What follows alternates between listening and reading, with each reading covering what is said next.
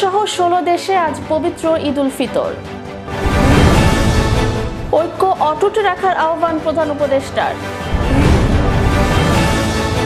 এবং সুখ ও সমৃদ্ধির প্রত্যাশায় ক্রিকেটারদের ঈদ বার্তা।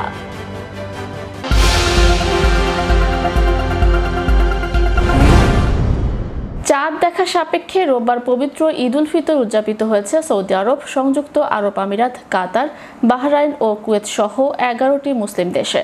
অন্যদিকে আজ সোমবার ঈদ উল ফিতর উদযাপন করতে যাচ্ছে বাংলাদেশ, পাকিস্তান, মিশর, Jordan, Syria, Oman, Bharat, Indonesia, Malaysia সহ 16টি মুসলিম দেশের মুসলমানরা। রোববার বাংলাদেশ, পাকিস্তান, ভারত সহ এই 16টি দেশের সরকারি ঘোষণা থেকে এ তথ্য জানা গেছে। এর আগে শনিবার সৌদি আরব, কাতার, আমিরাত সহ মধ্যপ্রাচ্যের 11টি দেশে শাওয়াল মাসের চাঁদ দেখা যাওয়ায় ওই দেশগুলোতে রোববার পবিত্র ঈদ উল ফিতর উদযাপিত হয়েছে। মধ্যপ্রাচ্যে সৌদি আরব, সংযুক্ত আরব আমিরাত, কাতার, তুরস্ক, ফিলিস্তিন সহ কয়েকটি দেশ শনিবার জানায় তাদের দেশে চাঁদ দেখা গেছে। এর ফলে রোববার ঈদ উদযাপন করেছে দেশগুলো। 3 বছরেরও বেশি সময় ধরে চলছে রাশিয়া ইউক্রেন যুদ্ধ। দ্বিতীয় মেয়াদে মার্কিন প্রেসিডেন্ট হিসেবে দায়িত্ব নেওয়ার পর থেকেই এই সংঘাত বন্ধের উদ্যোগ নিচ্ছেন ডোনাল্ড ট্রাম্প। যুদ্ধবিরতির আলোচনায় এগিয়ে নিতে তিনি নিজেও যুক্ত হয়েছেন আলোচনায়। তবে এখনও আশানুরূপ অগ্রগতি না হওয়ায় রাশিয়ার প্রেসিডেন্ট ভ্লাদিমির পুতিনের উপর চরম ক্ষুব্ধ ও বিরক্ত হয়েছেন ট্রাম্প গত কয়েক সপ্তাহ ধরে যুদ্ধবিরতি নিয়ে আলোচনা চালিয়ে গেলেও পুতিনের কাছ থেকে ইতিবাচক সাড়া পাননি। এক সাক্ষাৎকারে মার্কিন প্রেসিডেন্ট জানান, আমি ইউক্রেনের রক্তপাত বন্ধের চেষ্টা করছি, কিন্তু যদি রাশিয়া সমঝোতায় না আসে এবং যদি আমি মনে করি দায় তাদের, তাহলে রাশিয়ার তেলের উপর 50% সেকেন্ডারি শুল্ক আরোপ করব।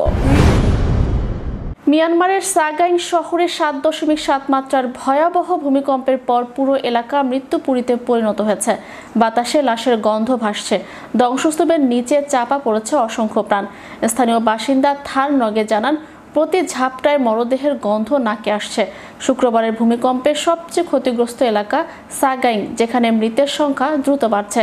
সাগাইংয়ের কাছে ইরাবতী নদীর উপর ইয়াদানাবন সেতু ধসে পড়ায় মান্দালয় থেকে উদ্ধারকর্মীরা পৌঁছাতে দেরি করেছেন। থার নগে জানান, মাত্র কিছুক্ষণ আগেই উদ্ধারকর্মীরা পৌঁছেছেন। এখন পর্যন্ত 1700 জনের বেশি নিহত, আহত প্রায় 3400 জন। 90 বছর পুরনো অ্যাভা সেতু সহ বহু স্থাপনা ধ্বংস হয়েছে। মৃতের সংখ্যা আরও বাড়তে পারে বলে আশঙ্কা করা হচ্ছে। সবার প্রতি ঐক্য অটুট রাখার আহ্বান জানিয়েছেন প্রধান উপদেষ্টা ডক্টর মোহাম্মদ ইউনূস। সোমবার জাতীয় ঈদগাহ ঈদ উল ফিতরের নামাজের পর দেয়া এক বক্তব্যে তিনি এ আহ্বান জানান। ডক্টর ইউনূস বলেন, আমাদের মধ্যে যে ঐক্য তৈরি হয়েছে সব প্রতিকূলতা সত্ত্বেও সেই ঐক্য অটুট রাখতে তিনি বলেন, আজ বাংলাদেশের প্রতিটি গ্রামে, প্রতিটি বাজারে, প্রতিটি গঞ্জে, প্রতিটি শহরে ঈদের জামাত অনুষ্ঠিত হচ্ছে। জাতির পক্ষ থেকে সবাইকে ঈদ মোবারক জানাচ্ছি। যারা ঈদের জামাতে শরিক হওয়ার সুযোগ পাননি তাদেরকেও ঈদ মোবারক। মা বোন যারা ঘরে আছে, জাতির পক্ষ থেকে ঈদ মোবারক। প্রবাসী ভাইরা যারা বিদেশে আছে, আজ হয়তো অনেকেই ঈদের জামাতে অংশ নেওয়ার সুযোগ পাবেন না, তাদের ঈদ মোবারক। পৃথিবীর বিভিন্ন প্রান্তে যারা আছেন, আমরা তাদের ভুলে যাইনি, তাদেরও ঈদ মোবারক। যারা হাসপাতালে চিকিৎসাধীন আছেন, জামাতে আসতে পারেননি, তাদেরকেও জানাচ্ছি ঈদ মোবারক। বিএনপি মহাসচিব মির্জা ফখরুল ইসলাম আলমগীর বলেছেন, ফ্যাসিবাদ সরকারের শাসন আমলের থেকে এবার ঈদ আনন্দময় পরিবেশে হচ্ছে। আমরা মুক্ত পরিবেশে ঈদ পালন করছি। সোমবার ঈদের দিন সকালে বিএনপির প্রতিষ্ঠাতা জিয়াউর রহমানের কবর জিয়ারতের পর সাংবাদিকদের প্রশ্নের জবাবে তিনি এ মন্তব্য করেন। গত 15 বছরের ঈদের সাথে এবারকার ঈদের পার্থক্যটা কি জানতে চাইলে তিনি বলেন, অনেক পার্থক্য। এবার আমরা মুক্ত পরিবেশে, একটা আনন্দময় পরিবেশে ঈদ পালন করছি।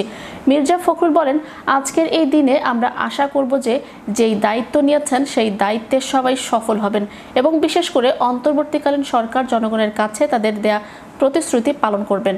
আমরা আমাদের দলের পক্ষ থেকে অবশ্যই সহায়তা করব।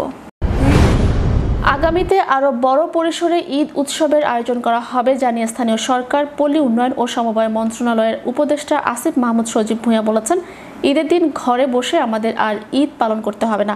সোমবার জাতীয় সংসদের সামনে ঢাকা উত্তর সিটি কর্পোরেশন আয়োজিত ঈদ আনন্দ উৎসবে তিনি এই কথা বলেন।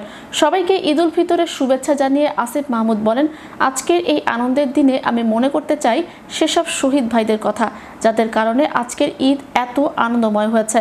তাদের আত্মত্যাগের কারণেই আজ শতবর্ষী ঈদ উদযাপনের যে ঐতিহ্য তা আয়োজন করা সম্ভব হয়েছে। আজ সারা দেশে পালিত হচ্ছে পবিত্র ঈদ উল ফিতর। সেই উপলক্ষে ছুটিতে আছেন বাংলাদেশ জাতীয় দলের ক্রিকেটাররা। পরিবারের সঙ্গে ঈদের আনন্দে মেতেছেন তারা। উৎসবমুখর পরিবেশের ছবিও সামাজিক যোগাযোগ মাধ্যমে পোস্ট করে ঈদ বার্তা জানিয়েছেন তামিম তাসকিনরা। বাবা ও সন্তানের সঙ্গে ঈদের ছবি ভেরিফাইড ফেসবুক পেজে পোস্ট করেছেন টাইগার পেসার তাসকিন আহমেদ। তিনি লিখেছেন, আসসালামু আলাইকুম, সবাইকে ঈদ উল ফিতরের অনেক অনেক শুভেচ্ছা। ঈদ মোবারক টু এভরিওয়ান। পরিবারের সঙ্গে কাটানো মুহূর্তের ছবি ফেসবুকে পোস্ট করে লিটন দাস লিখেছেন, আমাদের পক্ষ থেকে সবাইকে ঈদ মোবারক। আশা করি এই উপলক্ষ আমাদের সবাইকে আরও বিনয়ী ও একে অপরের প্রতি সহায়ক হতে সাহায্য করবে। আমরা সবাই মিলে শান্তিপূর্ণ পৃথিবী গড়তে পারি। নিজের হৃৎপিণ্ড ব্যাগে নিয়ে ঘুরে বেড়ান এক নারী। ব্রিটেনের বাসিন্দা সেলহা হোসাইনের শরীরে সত্যিকারের কোনো হৃৎপিণ্ড নেই, সেটি সবসময় থাকে তার সঙ্গের ব্যাগে। শুনতে অবিশ্বাস্য লাগলেও এটাই সত্যি। সালহা হচ্ছেন যুক্তরাজ্যের প্রথম নারী যার শরীরের বাইরে একটি কৃত্রিম হৃৎপিণ্ড লাগানো হয়েছে। হৃৎপিণ্ডের সমস্যায় আক্রান্ত হওয়ার পর ব্রিটেনের চিকিৎসকরা তার শরীরে একটি কৃত্রিম হৃৎপিণ্ড লাগিয়ে দিয়েছেন। যতদিন তিনি একজন হৃৎপিণ্ডের ডোনার না পাচ্ছেন ততদিন তাকে এটি বয়ে বেড়াতে হবে। সালহা হোসেন বলছেন, আমার মেয়ের বয়স যখন 6 বছর, একদিন সকালে বুকে ভয়াবহ ব্যথা শুরু হয়, সেই সঙ্গে শ্বাসকষ্ট। আমি বুঝতে পারছিলাম এটা মারাত্মক কিছু হয়েছে। দ্রুত হাসপাতালে যাওয়ার পর চিকিৎসকরা জানালেন আমার হৃৎপিণ্ড প্রতিস্থাপন করতে হবে। কিন্তু আমি এতটাই অসুস্থ ছিলাম, তারা আমাকে একটি কৃত্রিম হৃৎপিণ্ড সংযোজন করে দিতে বাধ্য হয়। এই বহনযোগ্য যন্ত্রটি তার শরীরের রক্ত সরবরাহ ঠিক রাখে। কিন্তু কিভাবে সেটি কাজ করে? নানা টিউবের মধ্য দিয়ে শরীরের রক্ত এই কৃত্রিম হৃৎপিণ্ড এসে পরিশোধিত হয়ে আবার টিউবের মাধ্যমে শরীরে চলে যায়।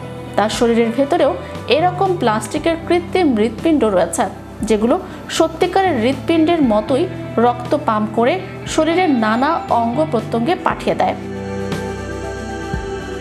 সালহার মতো যুক্তরাজ্যের কয়েক শত রোগী আছেন যারা হৃৎপিণ্ড প্রতিস্থাপনের জন্য অপেক্ষা করছেন, কিন্তু তাদের সবাই সময়মতো ডোনার পান না।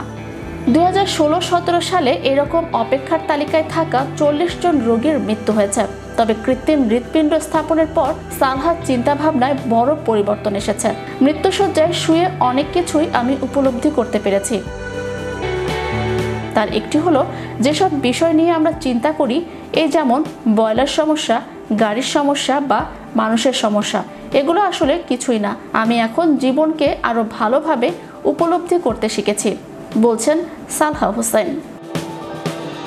Channel 52 news desk.